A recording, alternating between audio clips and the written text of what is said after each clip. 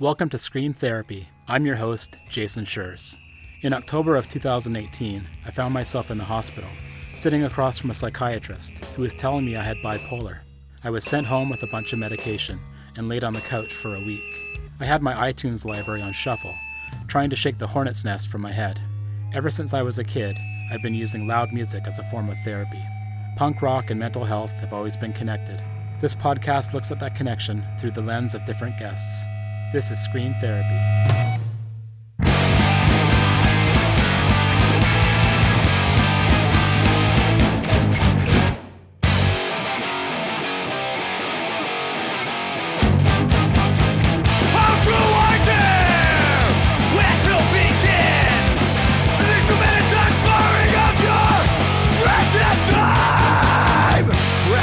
Time in life you'll ever hear me, read me, or see me, to do what little I can to dismantle as many of their epic lies. Before we get into this episode, I wanted to tell you about a way that you can support Scream Therapy. I now have a TeePublic store where you can buy Scream Therapy merch. I hate that word, but yes, merch. You can get Scream Therapy t-shirts and other clothing designs, as well as tote bags, pins, stickers, and even mugs and phone cases. So head over to screamtherapyhq.com, that's screamtherapyhq.com, and crush two birds with one stone. Support the podcast and get some fancy new duds. Okay, on to episode 51. Integrating punk morals with a professional life, especially one rooted in academia, can be a tough slog. Joe Mageary is a psychology professor at Lesley University in the Boston area.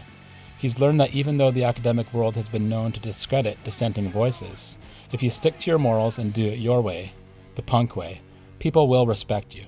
Joe says using punk for therapy is only the start. Punk can teach us to be active participants as opposed to passive recipients, to channel what's making us angry in the first place, to strive for social justice and implement change, personally, socially, and politically. With these concepts in mind, Joe has published dissertations on many topics rooted in the DIY punk scene, including the therapeutic value of punk and hardcore. Hey Lesley University, you're lucky to have Joe.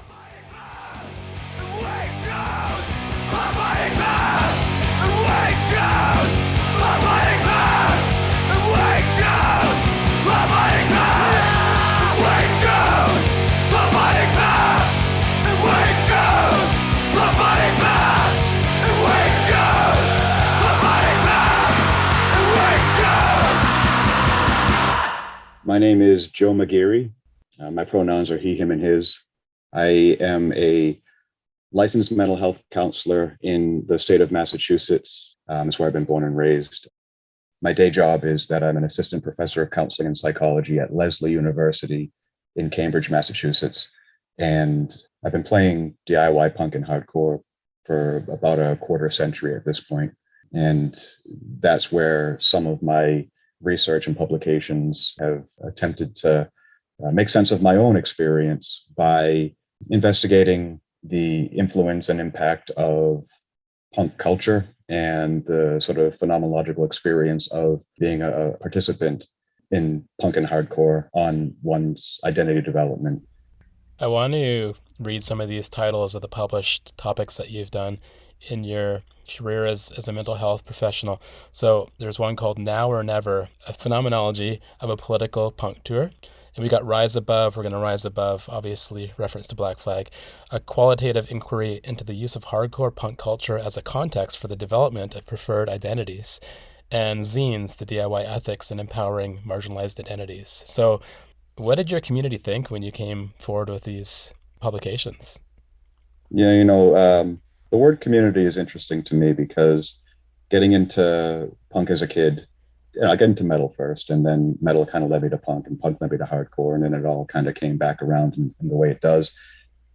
And at first, as a kid, for me, it was the music without the community, kind of an isolating experience. I was connected to it because of the meaning I was finding in it, and really just the emotional catharsis and the energy within the music, but the community piece didn't come until later. And so that piece feels like I have had to kind of construct it. And in many ways, I felt outside of the community for a long time. And so I pretty much made sense of it in my own interpretation of the DIY ethic, which was, you know what, I'm just going to do it my way, and I'm going to figure it out. And it might be messy, and some folks might say it's wrong. And sometimes if you just keep going, eventually you make sense out of things. And lucky for me, along the way, the community has coalesced. Being right across the river from Boston, and Boston has a strong history of punk and hardcore, as well as a strong history of academia. The more time I've spent in those circles, the more people I've met who are the types of folks I just want to be around. I think it was more of me acting, and through acting finding community, than it was having a community and getting their response to the things I've done. It's interesting talking about community and how the music came first. You got into punk quite young, like I think a lot of lifetime punkers like yourself and myself did. Mhm. Metal was obviously a gateway for a lot of punk and hardcore stuff, I think for a lot of people. That idea of music before community, I think that's very telling, because a lot of folks, they find that and then they don't really know the grander ramifications until they are actually in it, when they go to a show and they start to see people that are doing activism and zines, and there's this whole other world that opens up, but there's that taste or that hint of what could be. How did you feel when you first discovered it? Yeah. Somewhere along the way, my parents were told that I was an overactive kid, and I still don't know what that means. But the way I've interpreted it is I was kind of an intense kid, and I think I'm still kind of an intense person. You know, I felt emotions intensely. I did things intensely. So finding music that itself was intense, it made sense. And one of the phrases that is used in the dissertation, the one that's got the Rise Above title in it there, I look at what we do in a lot of punk and hardcore, and really loud rock in general, as creating external dissonance for the sake of internal consonance. You're walking around, you're pissed off and you're confused and you're sad or whatever. And someone looks at you and smiles, says, "Hey, it's such a beautiful day." You're like, "Oh, you know what? I don't want to hear it. This doesn't work for me."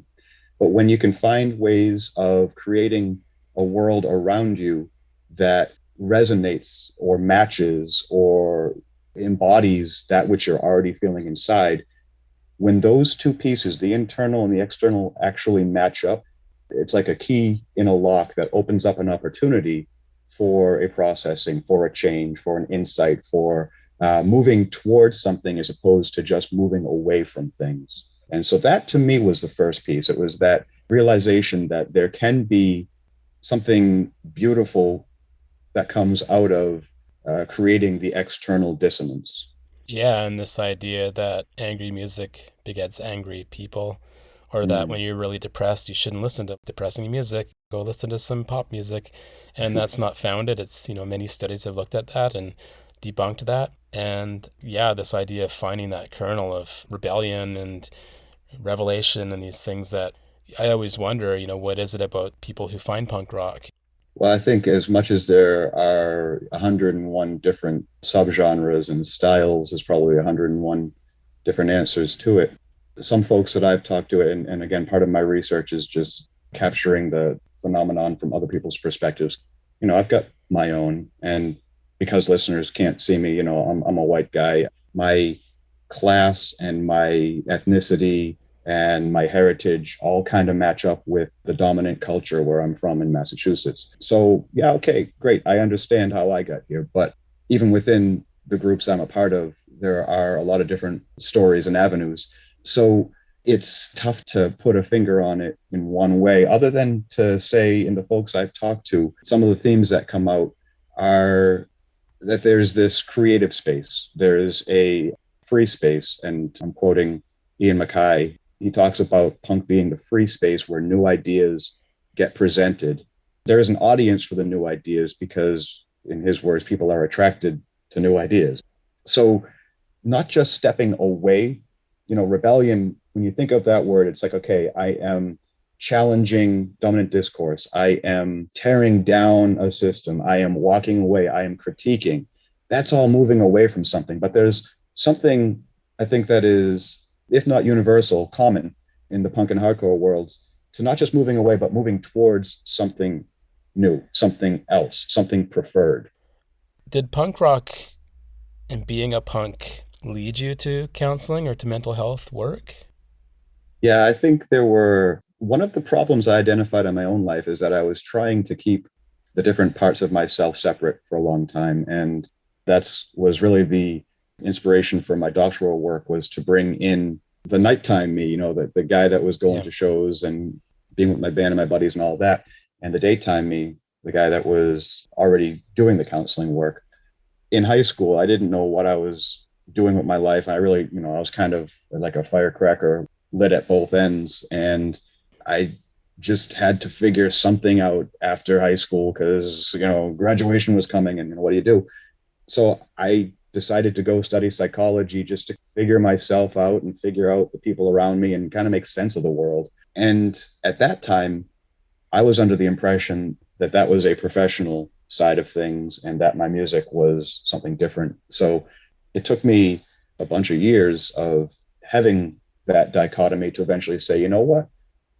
Not only does that not feel right, but I'm now at a point where I have a degree in psychology. I have an idea for a path that I can take in doctoral work. So I'm in a position now where I have the cultural clout to say, I'm going to do something different and I'm going to bring these two things together and just see what happens. One of the coolest things for me, I was singing in a hardcore band at the time of doing my dissertation. So I'm doing all these interviews with some pretty cool people and at the same time writing lyrics for a new album. And so my dissertation gets done, I graduate, and then I've got this album. I look back, I go, whoa, this album, the entire thing is pretty much an extension of the dissertation. So at that point, the worlds had completely combined, and that felt pretty cool. The bands that you've been involved with over the years, do people seem to get that with your bands? Did they come up to you afterwards and say, hey, I really appreciate that song or those lyrics? Sometimes, but what I found to be more of the case is punk is an embodied subculture. You have to have that space, whether it be at a show or, and so it's about creating the space at a show. And I'm thinking particularly when I was vocalist, I would get less of people pulling me aside and saying things and more of people just acting, I was going to say acting out, acting in ways during the show that indicated that we were doing something here. This was an ecstatic experience. If you look at the root of the word ecstasy, X and stasis, outside of that which is normal. That not only ties into me the importance of having that cathartic free space, but also ties into the quote that I had shared before that Mackay had said about it being a generative space. And on the other side of that coin, I'll be on tour and every night in a different city, you see a circle pit, you see a circle pit, you see a circle pit. And after a while, I started questioning, where are we creating a revolution and where are we just chasing our own tails? To me, this is where getting connected to the activist oriented, change oriented punk and hardcore matters, because we can create those moments in those rooms and then walk back to the rest of our lives and be dissatisfied? Or can we take whatever that is that we're creating together and use that as the inspiration, as the connection, as the conduit to maybe making a little piece of a world that we want to live in? Yeah, and I think on a personal level, being in the mosh pit when you're young and you go to your first show and you're smashing around and bouncing off other hunks of meat, that's a refuge. That's a place to feel safe, to feel like you belong. As I've grown older and older, I realized that I can actually help myself. I can pick myself off the floor. I don't have to have that same feeling of being safe in the pit. At the same time, it's such a communal experience, and it is a way to remind ourselves that there is a charge here. There's something that can be done. So I'm kind of of two minds. And getting back to Fugazi and Ian Mackay, I mean, that was a big thing with them, is they didn't think that was the best course of action. Mm. And I think about times slam dancing and what was I looking for? Mm-hmm. Yeah. And what were you finding? Yeah. What's been your experience with that over the years? Do you have fond memories of being knocked to the ground? Or Yeah. It's funny, I'm laughing because think about 2 weeks ago, I chipped my elbow at a show. I got on stage. I went to see Terror. I love Terror. And if you're not familiar, Scott Vogel, the singer, he encourages, almost to the point of hilarity, stage diving. And he does that because in his mind, there is a communal acceptance of trust that if I'm going to just jump off the stage, I'm going to trust that the crowd is there. And it's this point of connection. And, between the songs, he's got a lot of positive things to say about the role of community. And so, I get into it. He convinced me, and I'm up there. And of course, I happened to at one point jump to where there was no one, and so Classic. hit the floor hard. Of course, yeah. I mean, we've all done it. I can't help but wonder how many more times will I stage dive before I learn my lesson. But at the same time, there is something for me in moving from this space of a thinking, rational human into this space of a feeling, alive, acting being. I'm kind of reserved until I'm not. And there are not a ton of occasions where I'm no longer reserved. And it connects to a lot of my journey and the stands I've taken in life. And I find that when I'm in a context with a band that I've liked for a long time, I know the songs, and there is that positive message to it. That's where I can get brought into the moment. And if I come out a little sore the next day, it's kind of part of the way it goes. On the other side of the coin, I think there can be a problem potentially if we are not aware of that which we are reenacting in those moments. And I think on the psychology side of things, there's a potential for us to be playing out our own trauma narratives and our experience of being hurt, which maybe there's space for some of that, but it's quite easy to get tipped over into reopening a wound or doing something other than moving a step closer to healing. So I think there is a sort of a fine dance there. Yeah, and the self-harm aspect as well. A lot of punks, whatever they do, they cut themselves on stage, they smash into each other. I know that when I was doing punk rock bands and screaming, I didn't often know where the line was between self-harm and expression. Yeah. That's part of me processing, Mm-hmm. going through and looking at things that maybe are subconscious. Yeah. But at the same time, yeah, where's the line between healthy, unhealthy? Right. Yeah. It's an interesting conversation. And I think about it in my own experience. I don't do vocals in a hardcore band anymore. And one of the reasons that I stopped was because I realized, at first I'd be writing these songs and there would be a catharsis, there would be a release. And as I would write lyrics about a topic and people would be in the crowd, singing along, there would be that connection and I would see value in that. And then at some point, I found that I would almost have to dig back into places that no longer felt present for me. I'd have to reopen a wound because you can't fake it through a hardcore set. You have to, at least I, as a vocalist, have to give it the true emotion to be able to make the performance convincing and to be able to replicate what's on the album. So I have to go there. But if going there is no longer where I am, then there creates that unhealthy dichotomy of experience. And I started saying, you know what, maybe I'll find some other way of connecting to being a vocalist. But right now, what I'm doing is retreading ground that I'm happy to say I'm moving on from. Yeah. You talked earlier about how you meshed your punk rock and your professional. And I know a lot of people are able to do that successfully, whether they're city councilors or school principals or other kinds of professional quote unquote jobs. What was that process like? And do you feel like you're living that truth at this point, or are you feeling like you still have to compromise?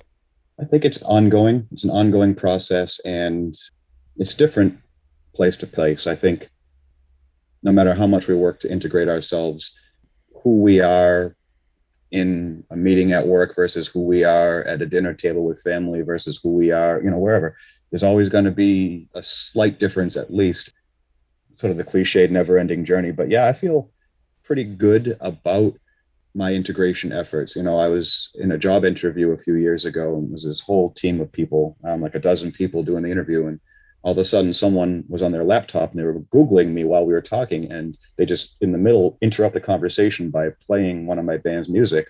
And I'm sitting there wearing a tie and like talking all serious and everything. And then this happens. And I turned and I was able to say yes. And I wrote a 278-page dissertation on that topic and was able to just, without batting an eye, stand behind what I've done. And because I've gravitated towards music and activism that aligns with my beliefs, I'm very happy to speak with anyone about it and to stand behind it. And where it's taken me most recently is I've started working in support of people who are either in asylum shelters in Mexico or most recently internally displaced folks in Ukraine through Zoom. We're doing virtual meetings to support teams of psychologists working with kids in either the shelters or who are internally displaced in Ukraine. And the reason that I'm able to do that is because part of my academic training was in trauma work, and then specifically in refugee trauma. And so it ties in to some of the political stances I've taken in my music in regards to opinions on policies that the United States government has in regards to immigration.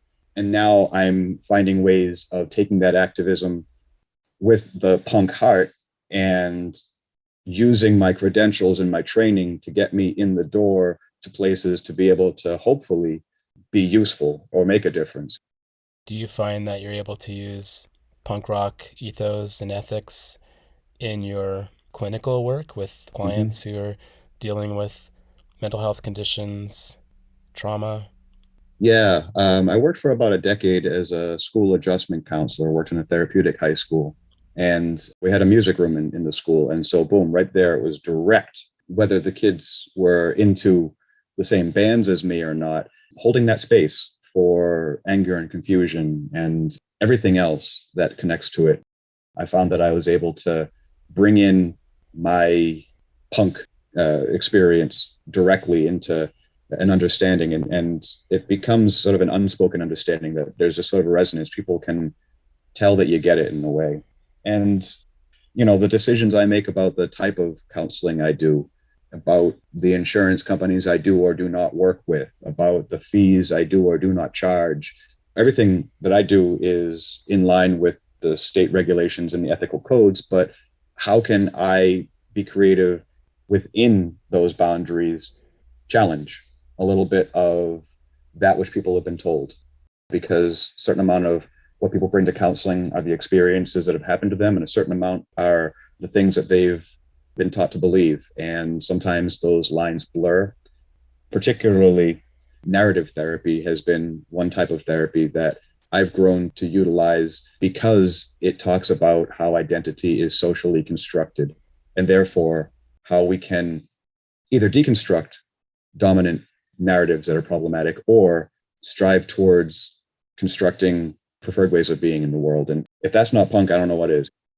And I recently talked to Jessica Drass about that. She was on the podcast a couple episodes ago, and that was one of the main tenets of punk rock that we talked about, the idea of deconstruction and reconstruction.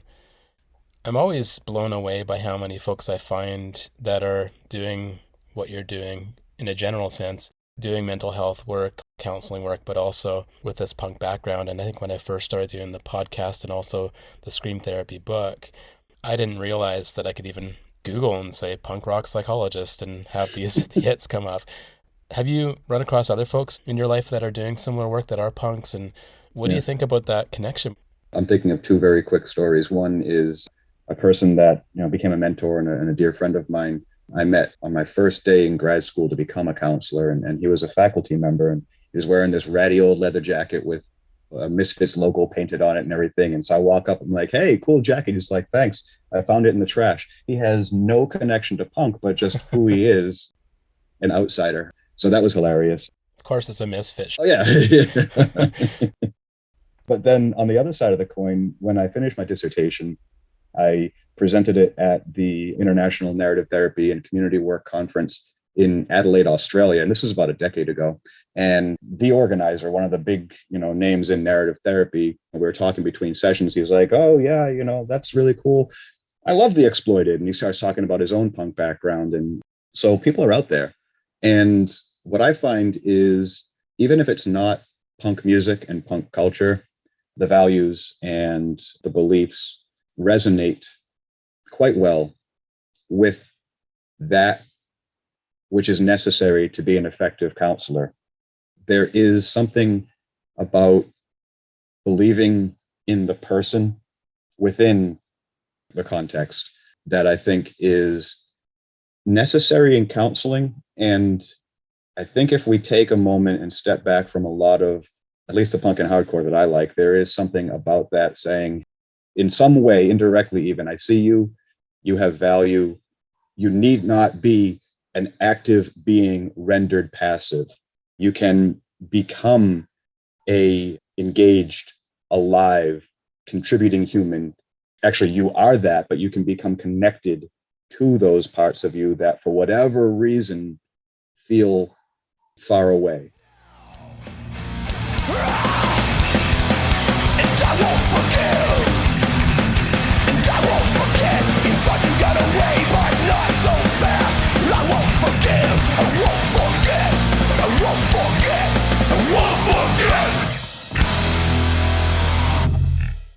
That was my conversation with mental health counselor Joe Mageary, jmageary@lesley.edu.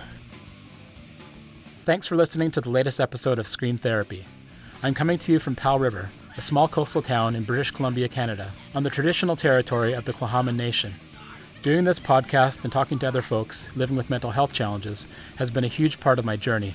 It means the world to me that you're out there listening. You can sign up for my newsletter and find more episodes at screamtherapyhq.com. That's screamtherapyhq.com. I'm looking forward to hearing from you. Let's talk punk and mental health. Thanks again for listening. Until next time, take care and be well.